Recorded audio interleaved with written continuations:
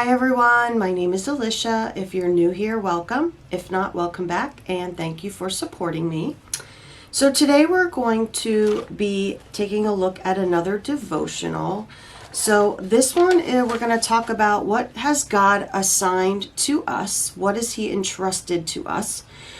So let me give you my quick disclaimer. I will be reading from the NLT, New Living Translation version of the Bible. Everything else that I say is my opinion based on experience, things that I've read, Bible studies, my own interpretations of the Bible. All right? Please make sure you leave some comments below, and also I would love it if you would give me some other topics that we'd like to hear. I think the next topic is going to be joy. All right? So let's go ahead and get started. Now, in the Bible, Jesus had given many parable stories, and this is one of them. And this is the story of the three servants. So I'm going to read to you, and this is Jesus speaking, Matthew 25, verses 14 through 30. Again, the kingdom of heaven can be illustrated by the story of a man going on a long trip. He called together his servants and entrusted his money to them while he was gone. He gave 5 bags of silver to one, 2 bags of silver to another, and 1 bag of silver to the last, dividing it in proportion to their abilities. He then left on his trip. The servant who received the 5 bags of silver began to invest the money and earn 5 times more. The servant with 2 bags of silver also went to work and earned 2 more. But the servant who received the 1 bag of silver dug a hole in the ground and hid the master's money. After a long time, their master returned from his trip and called them to give an account of how they used his money. The servant to whom he had entrusted the 5 bags of silver came forward with 5 more and said, "Master, you gave me 5 bags of silver to invest, and I have earned 5 more." The master was full of praise. "Well done, my good and faithful servant. You have been faithful in handling this small amount, so now I will give you many more responsibilities. Let's celebrate together." The servant who had received the 2 bags of silver came forward and said, "Master, you gave me 2 bags of silver to invest, and I have earned 2 more." The master said, "Well done, my good and faithful servant. You have been faithful in handling this small amount, so now I will give you many responsibilities. Let's celebrate together." Then the servant with the 1 bag of silver came and said, "Master, I knew you were a harsh man, harvesting crops you didn't plant and gathering crops you didn't cultivate. I was afraid I would lose your money, so I hid it in the earth. Look, here is your money back." But the master replied, "You wicked and lazy servant. If you knew I harvested crops I didn't plant and gathered crops I didn't cultivate, why didn't you deposit my money in the bank?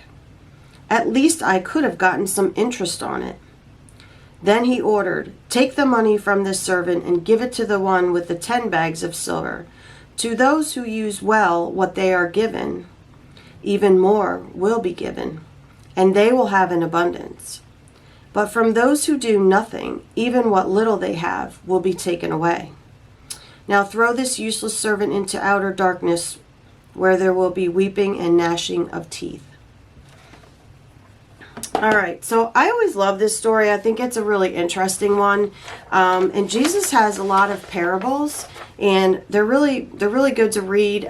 Sometimes a little bit hard to, figure out what they mean to really understand them.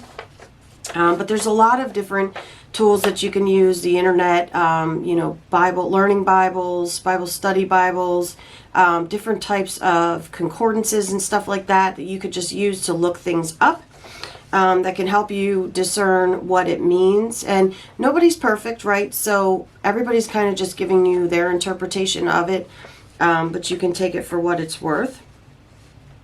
So let's talk about this parable.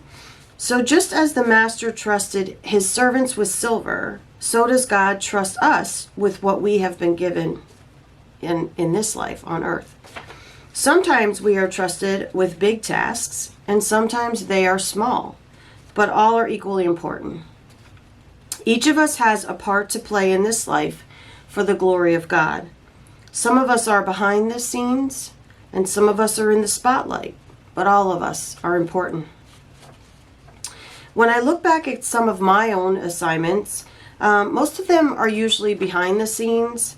I have been on many committees at a church that I used to attend, where I would help organize, among other things. And I was outreach director at that past church as well. This meant I was in charge of coordinating all of our events. It was a small church, but we did try to do a lot of fundraising events. But even though I was in charge, there's no way I could have ever pulled off anything without the help of other people. I wouldn't have been able to do it by myself. So I not only needed helpers, but I also needed people to attend, right? So if you're setting up an event and nobody attends, then what is really the purpose? Because you're trying to get the word of God out there. At my present church, I'm once again mostly behind the scenes. I'm on some leadership committees, mentoring committee, do some social media stuff. So again, mostly behind the scenes. And I'm comfortable being behind the scenes. I don't really need to be in the forefront, so I'm comfortable with that. But if no one ever knows what you do, if you are one of those behind the scenes people, God knows. He always knows. He sees everything. He knows everything. He hears everything. So he knows, and that's really all that matters. You're doing it for the glory of God, to God's plan and purpose. So here's my question to you. What has God entrusted to you? Think about it. Sitting around the table with a group of women at a Bible study, donating food for a food drive, putting together backpacks for children going back to school. I know that one's coming up soon, right? Mentoring another woman who is new to the faith. No matter how big or small, you are important. You are a part of a greater whole, and all parts are needed to accomplish God's goal. So I hope you guys enjoyed this. Like I said, I think next time I'm going to do joy, and we can talk a little bit about that. Don't forget to leave your comments below, and thank you for spending the time with me today. Don't forget to like and subscribe.